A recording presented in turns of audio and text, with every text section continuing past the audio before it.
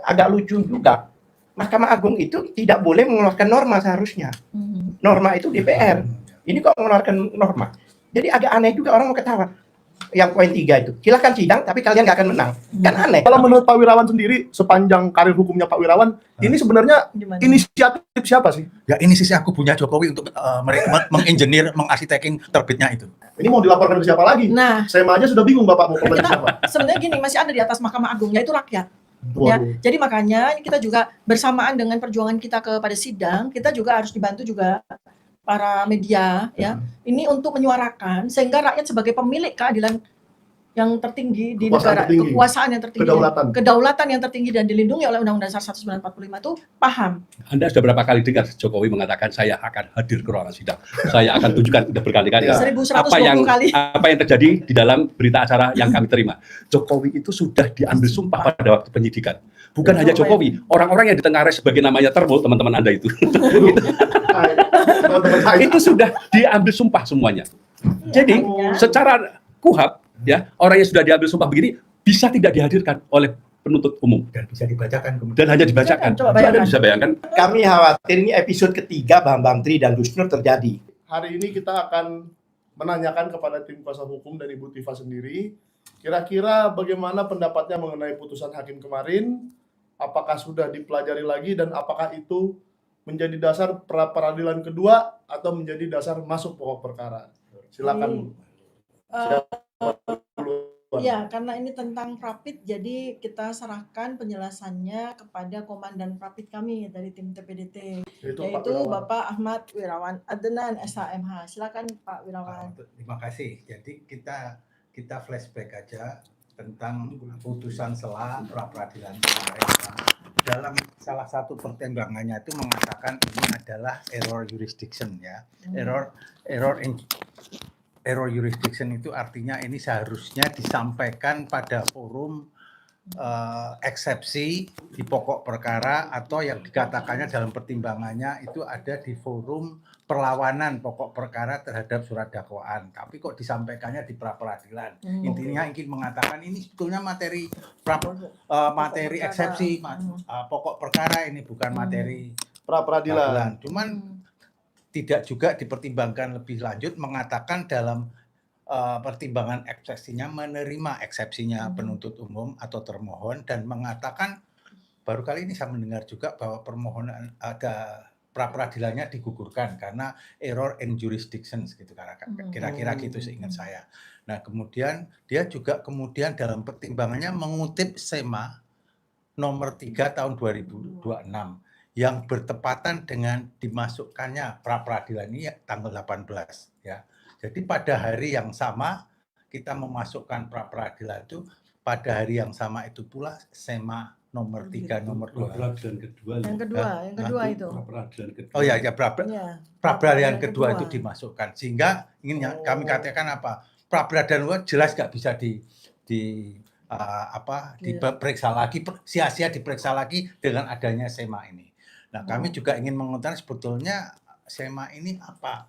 Kalau ingin membatasi hak asasinya seorang warga negara, ya seharusnya itu konstitusional. Ya seharusnya itu menggunakan peraturan yang selevel setidak-tidaknya, bukan dengan SEMA gitu. SEMA ini tidak dikenal di dalam hierarki perundang-undangan kita, ya.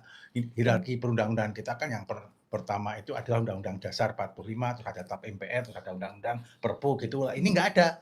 SEMA itu apa? Nah, pertanyaan saya Pak, yang membolehkan pra peradilan berkali-kali itu apa? Undang-undang kah? Atau SEMA? Atau Perma?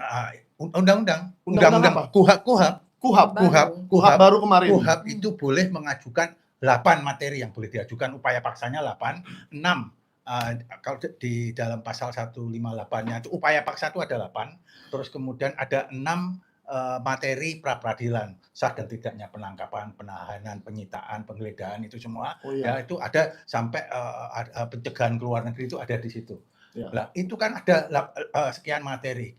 Kemungkinan ketika saat kita mau mengajukan baru memperoleh keyakinan tentang pra peradilan untuk penahanan dan penangkapan. Ya. Nah, terus kemudian setelah studi lebih lanjut ada materi yang berbeda lagi kan ya juga tetap boleh dimasukkan. Jadi Ya. jadi kalau menjawab pertanyaannya Mas Michael itu adalah ya jawabannya adalah undang-undang. Nah, Jadi gitu. KUHP yang baru kemarin Ya. yaitu undang-undang Ya. sekarang dilewati kewenangannya oleh surat edaran Mahkamah Agung. Ya, intinya surat edaran Mahkamah Agung ini membuat norma baru yang tadinya itu milestone-nya itu pemeriksaan pokok perkara menjadi milestone-nya itu adalah pelimpahan pokok perkara ya. Ya. Kalau ini yang kita lihat A ya, yang kita lihat A itu milestone-nya itu ada kalau pra peradilan itu sudah diperiksa ya, Ya. terus kemudian dilampahkan pokok perkara, maka kalau yang A-nya ya mengatakan maka pemeriksaan pokok perkara tidak boleh dilanjutkan, ya, tidak boleh diperiksa. Itu isi surat edarannya. A ya. Nomor B-nya mengatakan apabila pelimpahan sudah masuk, tetapi kemudian pra peradilannya Sedang juga didaftarkan juga ya, itu tidak menghalang-halangi diselenggarakannya penyelenggaraan pokok perkara, pemeriksaan pokok Oke, perkara. tetapi- Tapi nomor C-nya mendukung nomor B yang mengatakan bahwa apapun kalau itu sudah terjadi tetap aja di sidang tapi nanti di NO gitu kan. Itu C-nya. Ingin yang perlu Jadi di dalam surat edaran itu ada disuruh meng-NO. iya ada Enggak, di ada yang NO. bukan Nah, NO. ini kan berarti kan norma baru ya, norma baru yang apa itu mengamputasi KUHP gitu loh menurut saya. Dan surat edaran itu menurut kami itu adalah tidak mempunyai kekuatan mengikat sebetulnya pada umum. Dia hanya merupakan besleit regel ya. Jadi dia bukan bersifat Bahasa legal. Indonesianya apa tuh, Pak? Itu kebijaksanaan internal Oke, Ya, jadi misalnya kepada pedoman kepada pada hakim saja. Hakim pun sebetulnya tidak terikat juga ya, tapi oh ya, tidak terikat sebetulnya. Wong itu hanya pedoman.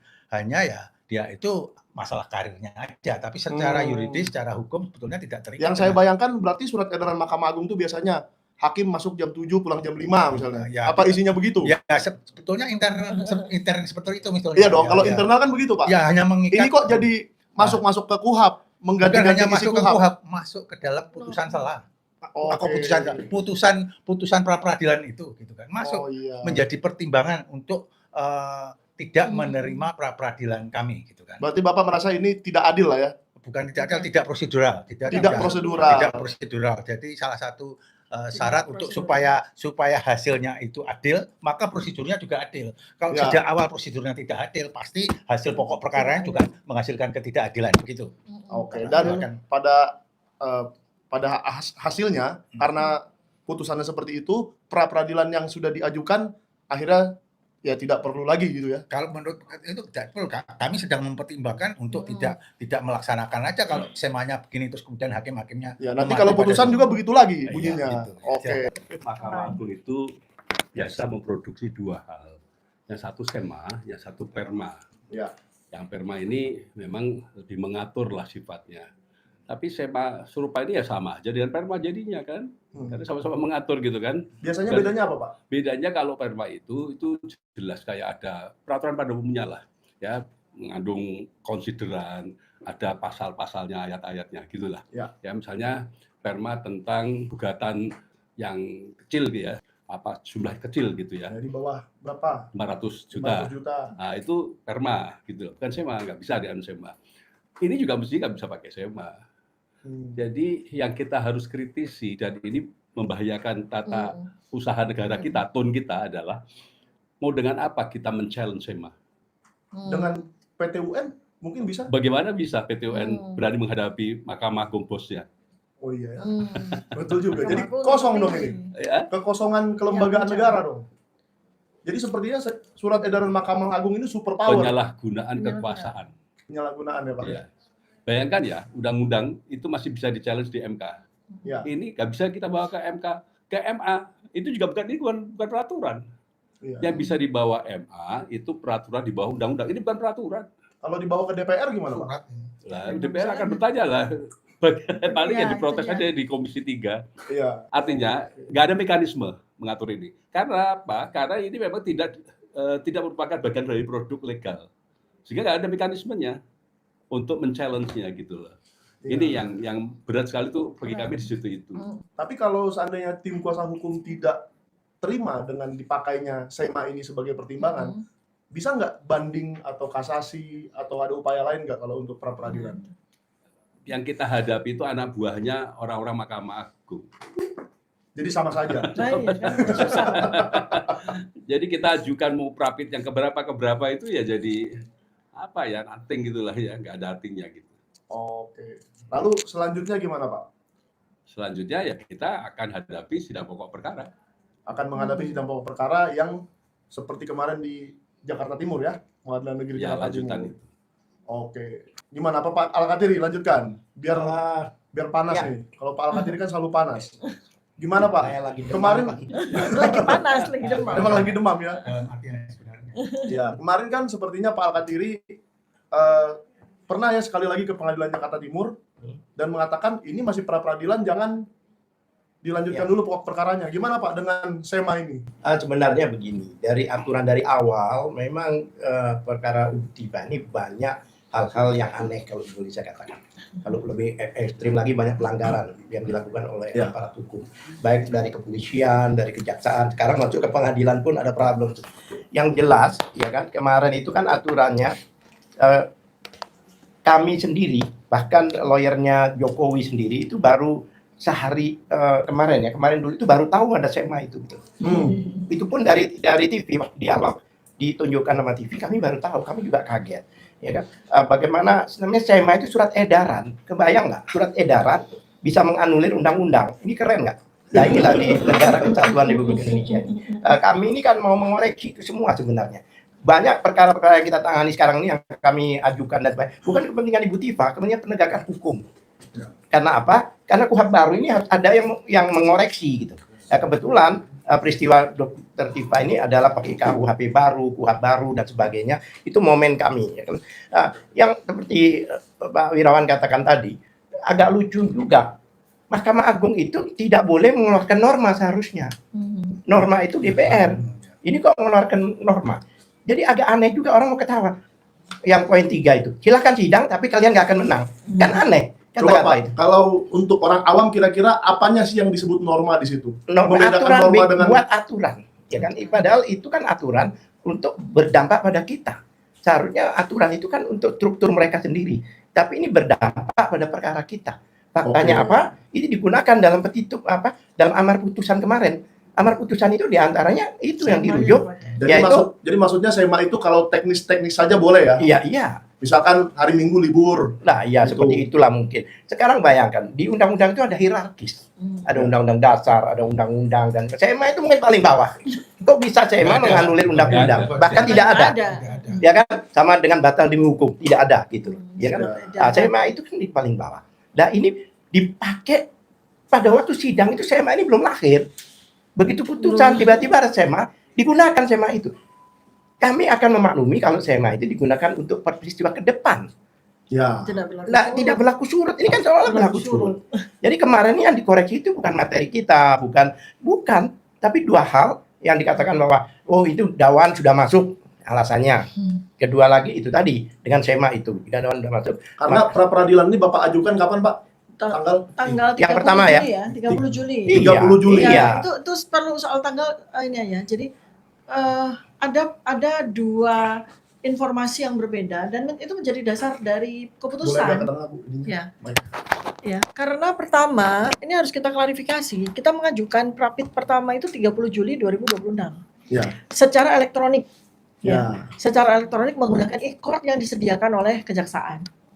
Pengadilan, ya kan?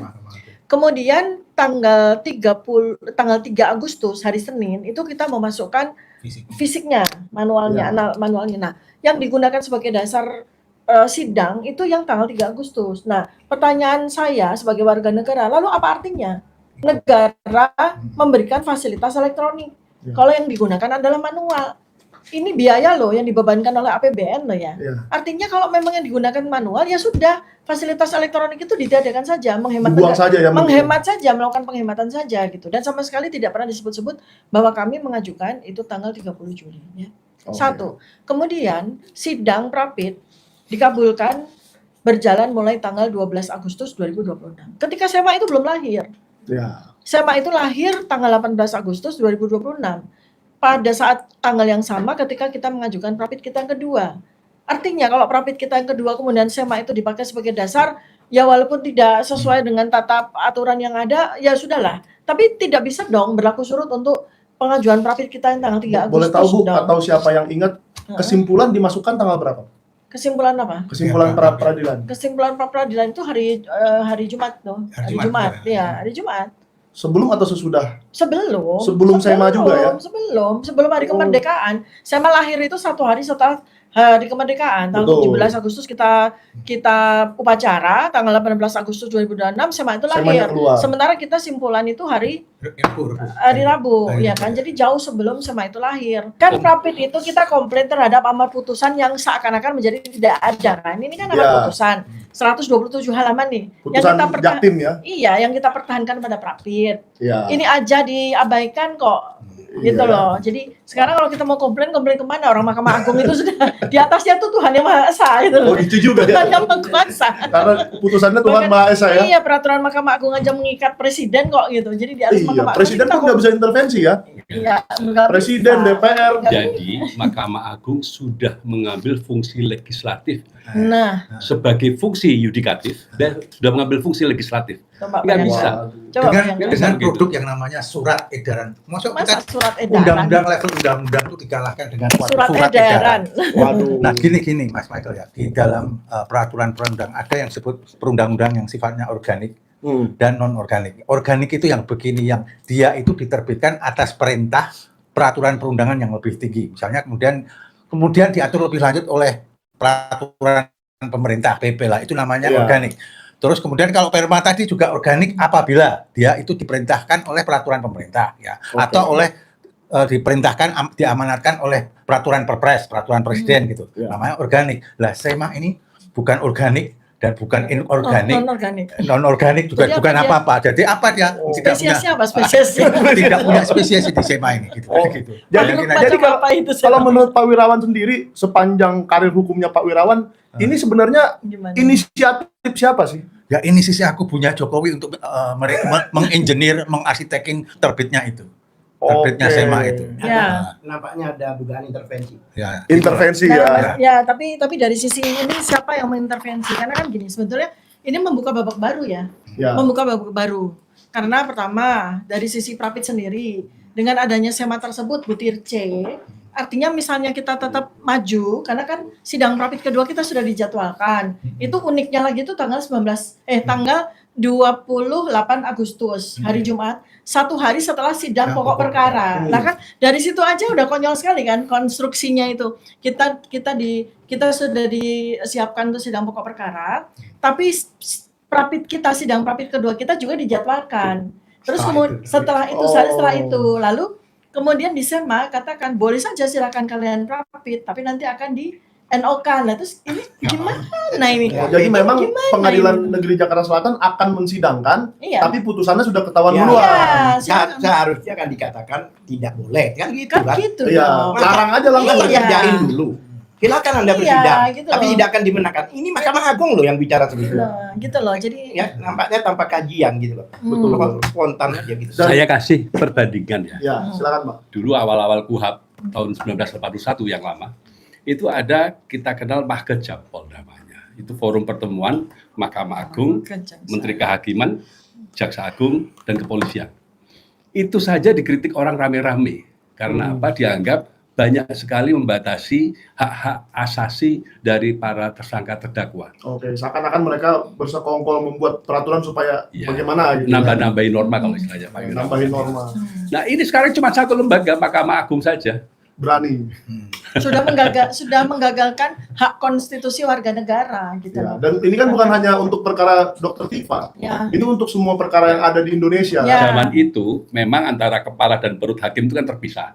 Kepalanya ikut kehakiman, kepalanya ikut Mahkamah Agung, perutnya ikut kehakiman. Artinya gajinya dari kehakiman. Ya. Sekarang satu badan seluruhnya ikut Mahkamah Agung. Oh, Berani oke. lu ngelawan. Melawan bos, super bos. Oke. Ya, terus saya mau nambahkan Michael ya. Jadi ini yang saya perjuangkan ya. Itu bukan semata-mata hak konstitusional saya secara pribadi, bukan. Ini yang saya perjuangkan adalah hak konstitusional 280 juta rakyat Indonesia. Nah, di antara YouTuber ini juga ada teman-teman sahabat-sahabat dari Indonesia Timur ya, yang insya Allah akan membawa suara saya ini ke Indonesia Timur. Karena apa? Karena presiden ini akan juga bisa terjadi pada semua warga negara dari Sabang sampai Merauke. Ya. Maka inilah kita perjuangkan, gitu loh. Inilah kita perjuangkan. Jadi sekali lagi bahwa Prapit kemarin adalah perjuangan demi bangsa dan negara, demi seluruh rakyat Indonesia, bukan demi saya. Jadi ini kalau dibiarkan terus-terusan, apa yang terjadi dengan hukum di Indonesia? Ini kita baru mulai loh. Baru mulai awal sekali kasus pertama yang menggunakan KUHP baru. Ya. Sudah nggak karu-karuan seperti ini. Lalu bagaimana kalau kita tidak segera negara atau pemerintah tidak segera membuat mekanisme balance, check and balance-nya tuh nggak dilakukan, tapi terus-menerus kemudian membuat aturan baru, norma-norma baru yang bukan mewadahi kepentingan warga negara, tapi mewadahi kepentingan APH. Ya. Jadi ini kan membuat hukum di Indonesia tuh saya khawatirkan akan semakin tidak begini ya, tidak seperti apa tuh namanya neraca. Tidak punya kepastian hukum. Iya, semakin tidak pasti ini gitu loh. Jadi seperti itu tuh. Oke, jadi ibaratnya Palu ini dia sesuka hati tinggal ketok saja sudah Iya, selesai. kita khawatirkan di situ gitu. Iya. Lalu gimana Pak? Jadi Pak Alkatiri setelah sudah mungkin nggak ada harapan lah ya untuk pra peradilan kedua karena kemungkinan sama. Ada perubahan strategi nggak untuk ke pokok perkara? Ya kita kan lihat dakwaan mereka kan seperti apa Ya. itu. Dan Nah, dakwaan yang baru sudah ada ya? ya nampaknya sudah ada. Ya kan saya belum baca cuma. Tapi nampaknya sepintas saya lihat itu mirip-mirip aja gitu loh. Hanya redaksional dan sebagainya yang dimasalahkan gitu. Ya kita akan ajukan perlawanan untuk ini, ya kan. Masalah untuk yang Prapit yang kedua ini masih kami pertimbangkan. Ya, harus apa yang kami lakukan ya, karena mungkin harus kita hadir juga dalam persidangan itu. Kita juga harus memberikan pembelajaran terhadap hakim di sana, jaksa di sana, ya kan, bahwa ada sesuatu yang seperti inilah, maka kita cabut gitu loh. Not because of us, tapi because of them. Ya. Itu masalahnya gitu. Ya. Itu Not because of us, but because of them. Ya, gara-gara Makanya kalian judul lagu itu. Iya bagus. Kalau judul lagu Because of You. Ya. Because of You. Aduh, mau namakan saya mau ke Ya, sini. jadi Oke. yang berbeda antara dakwaan yang pertama dan dakwaan yang kedua, dakwaan yang lama dan yang baru, itu mereka melakukan cutting gitu ya, memotong bagian yang terkait dengan adanya satu tindakan yang berkelanjutan, yang itu kemudian membawa satu sisi KUHP lama, satu sisi KUHP baru. Mereka memotong itu saja. Di luar itu sama persis. Sama. Oh. Sama persis. Jadi di sini yang Dari KUHP 4 lama dakwaan hilang itu jadi semua. 3. Dakwaan jadi 3. Oke. Gitu loh. Caranya cuma seperti itu aja. Ya. Sehingga kelemahan-kelemahan lain yang kami utarakan dan kelemahan-kelemahan baru yang kami baru temukan, ya kan begini. Kenapa kami katakan yang baru kami temukan? Pada waktu sidang pertama, hari pertama, itu kami kan sebetulnya secara formal belum terima itu namanya surat dakwaan. Iya. Sehingga kami itu belum betul-betul bisa mengeksplorasi ketentuan ataupun hal-hal apa yang ada di dalam surat dakwaan itu yang harus kita lawan sebetulnya dalam nota perlawanan. Tapi setelah itu kita baca, kita sampaikan sebetulnya, tapi lewat teman-teman media gitu loh. Ini kurang ini kurang ini. Dan itu tetap kurangan itu tetap ada. Nggak mereka perbaiki ya? Enggak mereka perbaiki. Karena memang nggak bisa memperbaiki. Satu contoh misalnya. Kita mempersoalkan obstruable dalam konteks ada dalam surat dakwaan. Yaitu Obstruable adanya itu Kabur sama-sama. nggak jelas. tidak Nggak jelas. jelas. Kabur. Iya. Dakwaannya Soalnya nggak banyak jelas. kabur penonton kita yang bukan orang Latin, Pak. bukan kabur itu tidak Sam. jelas, bukan artinya lari loh ya. Oh, iya. bukan kabur ke Solo. Samar-samar Kalau- sayup-sayup nggak jelas. Kalau secara lebih persisnya, yang namanya kabur itu membuat seorang terdakwa atau seorang terduga dalam perdata itu tidak leluasa membela dirinya. Karena nggak jelas ini apa toh gitu. Ini ngomong apa sih? Saya dituduh Apa sih? mencuri apa? Iya, kira-kira. Nah, ini Misalnya. bagus. Misalnya begini ya. Di dalam surat dakwaan menyebutkan adanya 2 bukti dari berita acara laboratoris gitu ya, kriminal, Ya, forensik lapor. gitu kan, lapor gitu kan. Ada tanggalnya, ada nomornya, tetapi di dalam daftar barang bukti itu nggak ada. nggak ada. Nah, karena kita bingung. Jadi disebut tapi nggak ada barangnya di Iya, nggak ada. Terus termasuk BAP ahli yang memeriksa. Kan biasanya ada dalam daftar saksi dan ahli orangnya yang memeriksa. Dia tuh pasti ada salinan BAP-nya. Iya. Ini orangnya nggak ada, BAP-nya juga nggak ada. Nggak ada. Tapi jadi alat bukti. Iya. Tapi disebutkan dalam surat dakwaan. Bukan jadi alat bukti, Iya. disebutkan dalam surat dakwaan. Kan kabur. Loh ini kita mau membelanya bagaimana? Let's say memang ada Nggak ada. barang buktinya, kita nggak usah tahu barang buktinya, tapi harus ada daftar barang bukti itu dong. Kita tahu bahwa next Bapak sudah punya daftar barang buktinya Sudah. Kan sudah. dan tidak ada itu. tidak Nggak tersebut ada. itu. Tidak ada. Ini mau dilaporkan ke siapa lagi? Nah, Saya aja sudah bingung Bapak mau komplain ke kita siapa. sebenarnya gini, masih ada di atas Mahkamah Agung, yaitu rakyat. Ya, Waduh. jadi makanya ini kita juga bersamaan dengan perjuangan kita kepada sidang, kita juga harus dibantu juga para media, ya. Ini untuk menyuarakan sehingga rakyat sebagai pemilik keadilan yang tertinggi di Kekuasaan negara, tertinggi. kekuasaan yang tertinggi, Kedaulatan. kedaulatan yang tertinggi dan dilindungi oleh Undang-Undang Dasar 1945 itu paham apa yang sedang terjadi di sini dan mereka lah yang kemudian kami harapkan untuk bisa bergerak untuk Karena lagi-lagi saya mau ingatkan ini kan sekarang terjadi pada Dokter Tifa. Tapi iya besok kalau yang menonton ini punya masalah di pengadilan, masalahnya kena juga kena seperti ini juga, ya. gitu loh. Anda sudah berapa kali dengar Jokowi mengatakan saya akan hadir ke ruangan sidang, saya akan tunjukkan, udah berkali-kali. Ya. 1120 kali. Apa yang terjadi di dalam berita acara yang kami terima. Jokowi itu sudah diambil sumpah pada waktu penyidikan. Bukan hanya Jokowi, orang-orang yang ditenggarai sebagai namanya Termul, teman-teman Anda itu. Hai, teman-teman saya. Itu sudah diambil sumpah semuanya. Jadi makanya. secara KUHAP ya, orang yang sudah diambil sumpah begini bisa tidak dihadirkan oleh penuntut umum Dan bisa dibacakan kemudian. dan hanya dibacakan. Coba Anda bayangkan. bisa bayangkan Ya, saya tambahkan ya, Coba selama saya jadi lawyer, tidak pernah pelapor itu disumpah. Baru Jokowi, Baru ini. pelapor pertama Pelapor di ya. Indonesia. Kalau saksi, oke lah. Oke, ya. Pelapor. Mungkin susah Melapor dikatakan. apa kalau disumpah? Tidak pernah. Bahkan di persidangan pun, saksi disumpah di persidangan. Ahli disumpah. Pelapor, tersangka, terdakwa enggak. artinya Hmm. ini sudah preventif untuk jaga-jaga tidak usah Tidak datang. Datang. Atau Gitu dia loh. dianggap sebagai saksi, bukan sebagai pelapor. Ini yang bahaya. Loh, terus pelapornya siapa kalau Nah, Jokowi ini saksi? kami khawatir, Sumpah, sudah disumpah.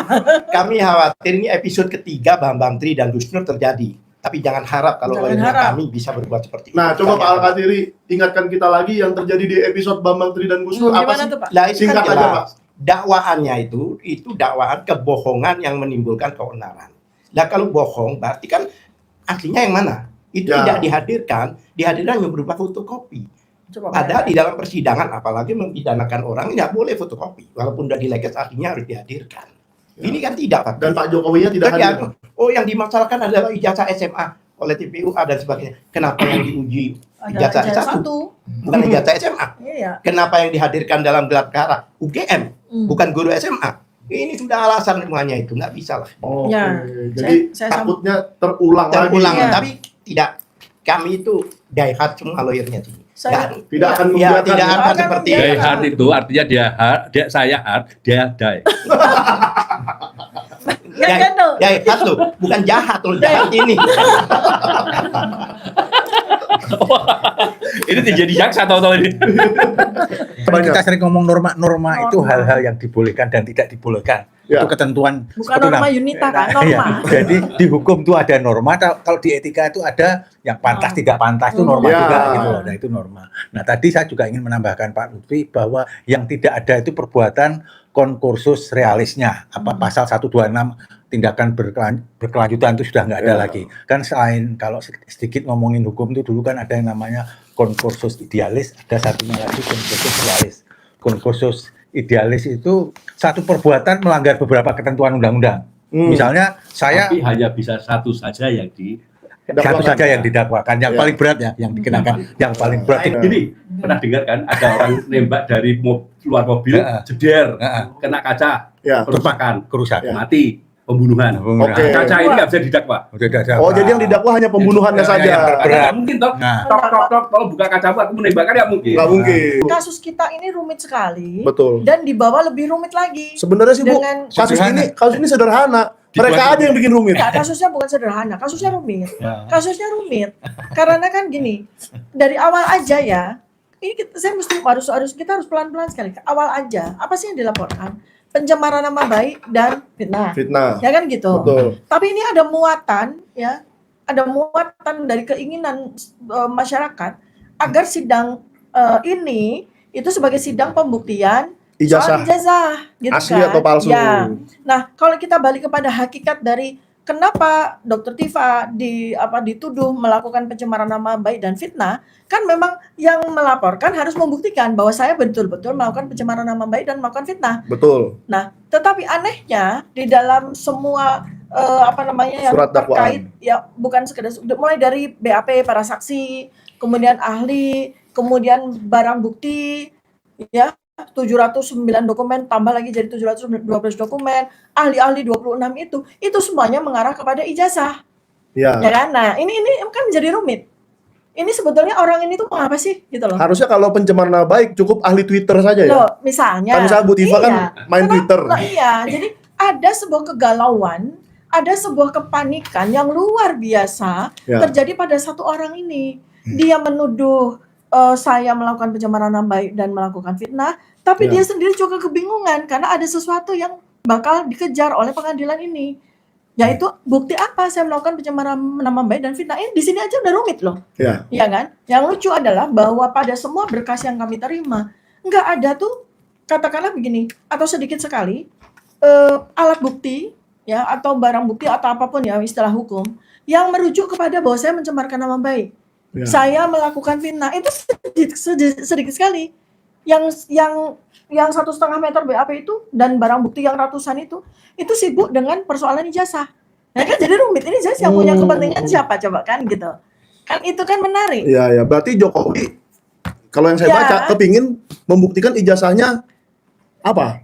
Nah, makanya ini menarik. Kalau gitu. saya boleh kasih satu lain gitu loh. Sebetulnya yang bikin rumit ini sebetulnya semua ini adalah yang disebut dengan operasi cover up ya. Operasi cover up itu. Jadi cover up. Jadi itulah yang bikin rumit. Menutupi kebohongan itulah yang sulit. Jadi ini kalau kita mau lihat benang merahnya, ya ini ada jebakan-jebakan yang dilakukan bukan oleh yang bersangkutan. Sehingga ketika satu titik yang bersangkutan ini kebingungan. Ngerti nggak? Inilah operasi cover up. Ya kan? Pertama mulai dari ternyata setelah berjalan waktu itu mulai dari tipping point-nya itu ya, itu Bareskrim tanggal 22 Mei 2025. Kalau orang yang betul-betul melakukan penelitian dan pengajian terhadap ijazah yang kita polemikan itu, kita kaget kok dengan dengan dokumen-dokumen yang dipresentasikan oleh Bareskrim. Loh, kalau karena saya melakukan penelitian tentang ijazah tersebut, saya bingung. Loh, ini kok Bareskrim malah memberikan clue kepada saya. Seakan-akan itu seperti presentasi itu menyatakan, tolong Dr. Tifa telitilah ini, gitu. Iya, saya juga itu dokumen-dokumen yang sulit didapatkan oleh tim Ibu Tifa dan Pak Roy juga ya waktu itu ya. Bukan gitu, artinya itu justru dokumen-dokumen itu adalah cikal bakal kejanggalan demi kejanggalan itu kemudian jadi muncul dalam 1 tahun kemudian gitu loh. Jadi ini siapa yang mengcover, siapa yang menjebak, siapa yang punya kepentingan, ini rumitnya dari persoalan ini. Nanti kita akan uraikan mulai dari sidang pertama, sidang kedua dan selanjutnya. Maka saya di sini juga ingin sekali karena sidang itu sudah dijadwalkan, maka sidang pokok perkara ini akan jalan, kan gitu. Hari Kamis besok. Ya, dan dengan bersemangat saya bersama dengan seluruh advokat saya akan menghadapi ini sebagai sebuah kajian, bukan hanya sekedar kajian intelektual, kajian hukum, ini juga kajian bagaimana hukum bisa ditegakkan di negara kita dan bagaimana kita bisa melihat yang benar itu benar, yang salah itu salah di sini. Mudah-mudahan juga harapan masyarakat luas bahwa sidang yang sebetulnya tujuannya adalah pencemaran nama baik dan fitnah itu juga bisa menjadi sebuah area di mana kita bisa juga melakukan pembuktian maupun penjelasan atas ihwal dari ijazah yang yang menjadi polemik kita bersama. Justru itu mungkin saya bilang yang tadinya itu tujuannya bukan ke situ, justru sekarang ada sebuah jendela yang besar ya, yang kemarin coba ditutupi malah terbuka sehingga akhirnya harapan masyarakat akan munculnya bukti-bukti yang mendukung ke arah penelitian yang saya lakukan itu bisa menjadi ada wadahnya. Nah, jadi ini menarik sekali gitu loh. Ini menarik sekali. Jadi boleh dijelaskan sedikit Pak Lutfi, kira-kira alur persidangan nanti akan gimana? Apa mau ada eksepsi lagi? Kalau sudah seperti ini, putusan sela dan diulang lagi dakwaannya, sidang pertama itu membahas apa? Tentu kita akan melakukan perlawanan lagi. Eksepsi lah bahasa dulunya ya. Bahasa dulunya eksepsi. Emang orang zaman dulu. Oh iya. Udah lumayan tua semua kita. Ya, tetapi memang akan berbeda perlakuan persidangan. Kalau yang kemarin itu perlawanan kita diputus pada putusan awal gitu ya, atau namanya putusan sela, nanti itu akan diputus di putusan akhir. Nah, ini menarik nih. Artinya apa? Proses persidangan akan tetap berjalan walaupun tadi perlawanan sudah masuk dan mungkin juga jaksa diberi kesempatan untuk memberikan jawaban begitu kan, tapi nggak ada putusan selah. Oke, nanti akan ada di putusan akhir. Ya, itu seperti halnya kalau kita mengajukan eksepsi dalam gugatan perdata. Ya. Acap kali dilakukan di akhir, Di akhir. gitu. Kecuali untuk kompetensi absolut.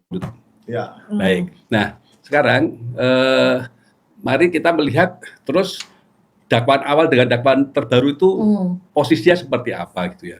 Dakwaan awal itu kan 434 ya primernya, kemudian subsidiarnya 433. Ya, itu kan antara fitnah dan pencemaran nama baik. Ya. Pencemaran nama baik kita sudah tahu MK-nya. Terhadap pejabat publik itu nggak bisa kena pencemaran nama baik. Kalau yang fitnah berarti kita harus mulai dari omongan kamu tidak benar. Faktanya seperti ini, berarti harus dibuktikan ketidakbenaran. Hakim harus memberikan kesempatan kepada terdakwa untuk menyatakan bahwa dia tidak melakukan fitnah. Ya. Hakim juga harus memberikan kesempatan kepada penuntut umum bahwa itu adalah fitnah. Jadi dua-duanya diberi kesempatan. Oke. Nah, kemudian yang berikutnya yaitu yang dakwaan kelompok kedua. Ada primer, ada subsidiar juga ya. Nah, ini hampir sama sebetulnya. Tapi kalau yang sekarang dakwaan kedua itu adalah pasal 35 jungto pasal 51. Pasal 35 dan pasal 32 itu kira-kira begini gampangannya. Yang satu merubah, merusak, memanipulasi dan sebagainya. Sesuatu yang harusnya tidak otentik menjadi otentik. Kata-kata tidak otentik tambahan saya. Tapi kalau menjadi otentik, seolah-olah otentik berarti kan sebelumnya tidak otentik. Iya. Kan begitu ya logika hukumnya ya. Logikanya. Nah, ini dia tidak merubah, tidak melakukan, ini tentang perbuatan gitu kan. Ya. Mengubah, itu kan perbuatan. Yang dituduhkan pada Dr. Tifa itu perkataan, bukan perbuatan. Oh iya. Perkataan pada waktu apa? Talk show. Iya. Terus yang merubah siapa? Loh, kalau mau dikatakan merubah ya teknisi iNews itu. Berarti hebat ya, Dr. Tifa bisa merubah dokumen dengan kata-kata. Itu dia. Itu namanya Harry Potter. Iya, itu namanya ya, dalam pasal tuh overcharge itu namanya. Jadi pasalnya tuh Nggak seharusnya. nggak seharusnya ditempelkan dipakai gitu. untuk dituduh. Gitu. Oke. Nah, yang berikutnya mengubah dan itu ya akta milik orang lain. Lah ini yang sering kami sampaikan toh. Ini punya siapa? Punya Sandi atau Jokowi? Ya. Yang mengupload siapa gitu loh. Jadi dari situ saja tuh udah banyak sekali masalahnya. Terasa betul dakwaan ini dakwaan yang dipaksakan. Gitu loh, ya. Dakwaan yang dipaksakan. Terus apa konsekuensinya? Konsekuensinya kami ini kan kesulitan. Ini kan masih obskur kalau seperti ini. Ya. Gitu. Masih Bahkan membingungkan. hakim kemarin setuju itu obskur ya. Untuk obskur setuju, Yang ini tetapi hanya yang ini kan belum kita katakan waktu itu karena kita terlambat terimanya. Ya. Kan ya udahlah, kita mana yang bisa didahulukan kita sampaikan dahulu dalam perlawanan. Yang ini akan kita masukkan lagi dalam perlawanan kita. Oke. Jadi perlawanannya akan bertambah dengan itu ya. Iya, betul. Tapi akan diputus di akhir. Betul, Ya. betul. Yang kira-kira Dampaknya. bisa kita prediksikan kapan itu, Pak? Ini persidangannya berapa lama? Apakah seperti kopi sianida yang berbulan-bulan? Bisa sekali. Tahunan, Bisa Bisa sekali. tahunan. 3-4 tahun. Waduh. Coba, Pak Gimana Al-Qadir Pak Al-Qadir coba nih Ketidakadilannya mengatakan sidangnya akan dijelaskan. 3-4 tahun. Apa aja acaranya, Pak? Bukan begitu, kan saksi aja 100 lebih, 148. belum dari kita. Jadi begini, bayangkan aja mereka punya ratusan, 150, belum dari kita kan? Belum. Iya kan? Anggap aja satu kali sidang 2 orang atau 1 orang, dikalikan 100-200 gitu dikalikan. Berapa coba? Berapa? 7 hari kan? Kali 200 berapa? 1.000 lebih kan itu. 3 tahun kan? Ya kan? Lah kalau 1 tahun kan 360. 360. Berarti berapa tahun? 3 tahun. Minimal. Ya? Minimal. Ya kadang-kadang kita itu hanya 2 saksi, 1 saksi pun biasanya 1 hari kita biasanya loh ya yang kita lakukan. Nah, ini tadi yang diputuskan akhir tadi itu berdampak juga Tapi Pak, buat kayak banyak kemarin juga. Pak peradilan kan, Pak. Saksi ini cuma boleh 30 menit ya. Oh nggak bisa. Bisa bro. begitu nggak, Itu Sob? kan hak. Nggak bisa. Kalau malam belum selesai ya belum selesai. Oke. Pada waktu kasus Anton Permana itu kan saya bersama tim ya, itu mengatakan itu saksi, ahli, pelapor itu 4 kali hadir. Karena waktunya habis terpaksa minggu depan. 1 bulan itu baru pelapor. Waduh. Iya. Itu Berarti Pak Jokowi bisa hadir 8 kali dong nih kalau Pak Al-Qadir begini. Enggak, kalau yang dilaporkan banyak ya itu dari kami aja loh, belum dari yang lain-lain. Jadi, Ya kan? itulah Jadi yang- banyak orang mengira dugaan bahwa ini memang kenapa jaksa itu ngotot untuk menggunakan 75 tempat itu, kenapa nggak kok banding padahal diberi arahan oleh hakim ke banding. Kami khawatir banyak dugaan ini skoci penyelamatan Jokowi di akhir nanti. Ngerti? Seperti peristiwa Solo. sidangnya udah bapak UGM babak belur, Pak. Yang diputuskan eksepsinya. Itu nanti kami bisa juga eksepsi kami diterima. Akhirnya tenggelam di telan bumi ini perkara ini. Jadi tidak Setelah orang sudah capek menonton. bukan gitu, artinya tidak muncul kan Jokowi Iya. jasanya palsu atau asli, karena bukan itu yang dimenangkan. Yang dimenangkan adalah eksepsi. Ini yang khawatir. Tapi yang menjadi babak belur terdakwanya ini. Ini Iya, secara psikologis kan. Saya bilang begini, bukan hanya kerugian yang saya terima dan banyak orang terima, termasuk murid-murid saya. Saya menjadi tersangka berbulan-bulan ya, 10 kan mulai dari November sampai dengan bulan Agustus gitu, 10 bulan. Ya, itu tuh saya udah nggak bisa mengajar. Saya udah nggak bisa mengajar. Ya. Saya udah nggak bisa mengajar. Apalagi saya jadi terdakwa. Coba bayangkan. Ya. Saya tidak bisa melakukan simposium, bicara di luar negeri, karena sebagai terdakwa apalagi kan, bukan pencekalan lagi, memang tidak boleh terdakwa ke luar negeri kan gitu. Ya. Coba bayangkan, kerugian bukan hanya soal saya, tapi kerugian banyak orang yang seharusnya mendapatkan ilmu dari saya kan itu. Ya. Itu yang saya pikirkan tuh itu. Kemudian oleh karena itu maka terpikir oleh kami untuk dan kemudian nanti setelah bertahun-tahun sidang akhir memutuskan sidang putusan kami. Yang sudah kelihatan sekali ini diterima. Yang eksepsi sekarang ini iya, tapi perlawanan ini. nanti di sana gitu loh. Makanya terpikir oleh kami masih menjadi sebuah wacana bagi kami untuk melakukan judicial review terhadap MK atas hal ini. Coba besok ya, ini simulasi biar gampang. Tanggal 27 Agustus sidang pertama. Isinya pembacaan surat dakwaan, ya kan? Nanti minggu depan itu adalah perlawanan dari kami, ya kan? Tapi minggu depannya lagi itu bukan seperti sidang yang kemarin, yaitu keputusan, Ya. bukan. Tetapi langsung pemeriksaan sidang pokok perkara lanjutan. Yang saksi bertahun-tahun, ahli bertahun-tahun sampai di ujung sana, hakim memutuskan Diterima. diterima. Nota perlawanan kami yang minggu yang lalu Untuk apa sih? diterima. Jadi untuk apa 3 tahun sidang? yang lalu 3 tahun yang lalu. diterima. Iya. Kasihan dong. Selama itu juga tetap jadi terdakwa gitu. Dari terdakwa coba Iya, dan bayangkan. saksinya juga kasihan loh Bu, ongkos ke Ya nggak usah kita bolak-balik dan nggak usah kita seterusnya. pikirkan soal saksi, saya aja nih dipikirin. Yang untuk kasihannya jadi terdakwa. Ya, kasihan iya. juga ya. Gimana? Tolong pikirkan juga advokat.